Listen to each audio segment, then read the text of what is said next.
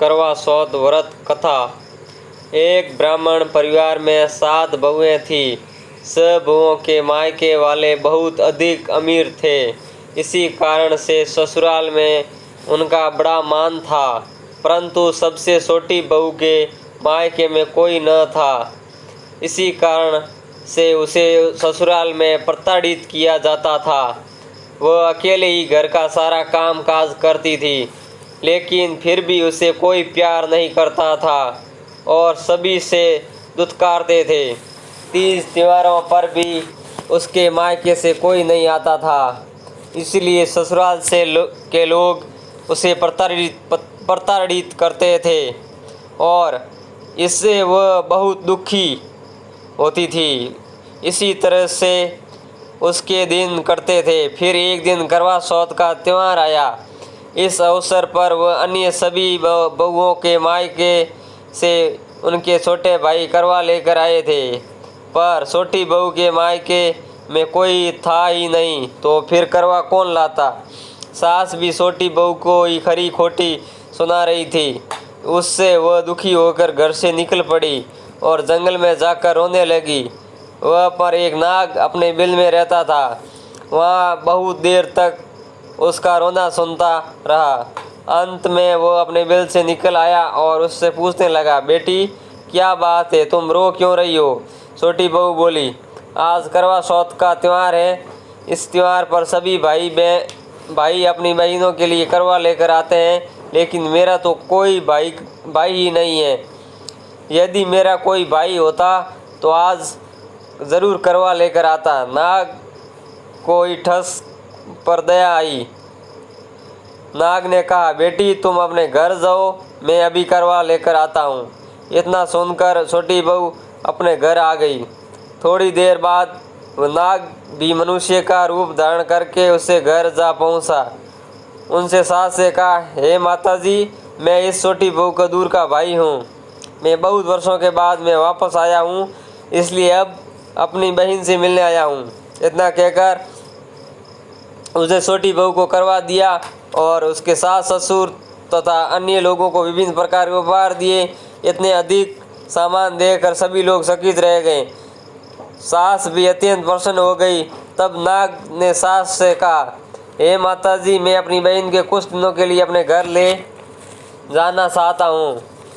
तब सास ने प्रसन्न मन से छोटी बहू को उसके साथ में भेज दिया। वास्तव में वह नाग सभी नागों का राजा था। वह छोटी बहू को अपने महल में ले आया और वहाँ सारा महल देखकर बोला, हे बहन, तुम जितने दिन चाहो उतने दिन आराम से रहो, मन सा खाओ, मन सा पहनो, पर एक बात याद रखना, सामने रखी नाद को ढक्कन मत खोलना। छोटी बहू उस महल में आराम से रहने लगी, लेकिन नाद के बारे में उसकी उत्सुकता बढ़ती गई। एक दिन जब महल में कोई न था, उसने नाद को ढक्कन खोलकर देखा तो पाया कि उस नाद में नागों के अनेक छोटे छोटे बच्चे इधर उधर रेंग रहे थे। यह देखकर उसने जल्दी से नाद ढक दी, लेकिन उसकी जल्दबाजी में एक सांप को पूंछ उस नाद के ढक्कन के नीचे आकर कट गई। शाम को जब नाग राजा वापस आया तो छोटी बहू ने उसे सारी घटना बता दी और अपनी गलती स्वीकार कर ली। नाग ने भी उसे क्षमा कर दिया। जब छोटी बहू ने ससुराल जाने की इच्छा की तो नाग राजा ने उसके धन रत्न आदि देकर विदा किया। इतना धन पाकर छोटी बहू के ससुराल के लोग अत्यंत प्रसन्न हुए और इससे छोटी बहू की ससुराल में बड़ी इज्जत होने लगी।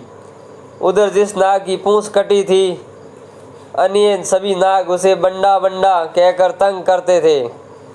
एक दिन उसने अपनी माँ से पूछा, माँ, मेरी पूंछ कैसे कटी है। माँ ने कहा, छोटी बहू के द्वारा नाद को ढक्कन उठाने और जल्दी से रख देने में ही तुम्हारी पूंछ कटी है। तब वो बोला, मैं छोटी बहू से बदला लूँगा। उसकी माँ ने उसे बहुत समझाया कि ऐसी गलती से हो गया था, छोटी बहू ने जानबूझकर कुछ नहीं किया था, लेकिन वह नाग नहीं माना। एक दिन वह नाग शुभ साप छोटी बहू के घर में जा छुपा और मौका पाकर उसे काटने की सोचने लगा।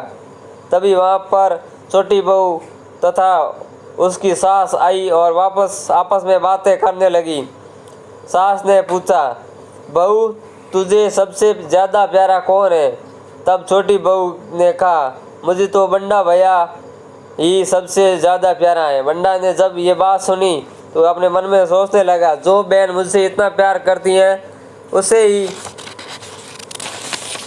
काटने आया हूँ। मैं कितनी बड़ी गलती करने वाला था। अच्छा हुआ भगवान ने मुझे ये पाप करने से बचा लिया। इतना सोचकर वो अपने घर को वापस चला आया। जब वो वापस अपने घर पहुंचा तो उसे उसकी माँ ने पूछा, तुम अपना बदला ले आया? बंडा कहने लगा, माँ वह तो मुझे बहुत प्रेम से स्मरण करती है और मुझे भैया कहकर पुकारती है। इस प्रकार से तो वो मेरी बहन हुई है। अपनी बहन से कोई बदला थोड़े ही लिया जाता है। इस प्रकार से वह बंडा नाग और छोटी बहू भाई बहन बने गए। तभी से बंडा भाई प्रत्येक वर्ष करवा चौथ के दिन अपनी बहन के लिए करवा लेकर जाता। बहन भी बड़ी प्रसन्नता पूर्वक करवा चौथ का व्रत करती थी।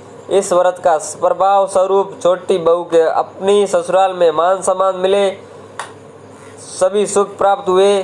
ये करवा चौथ माता, आपने जिस प्रकार से छोटी बहू को उत्तम फल प्रदान किए, उसी प्रकार से ये कथा सुनने वालों को उत्तम फल प्रदान करना।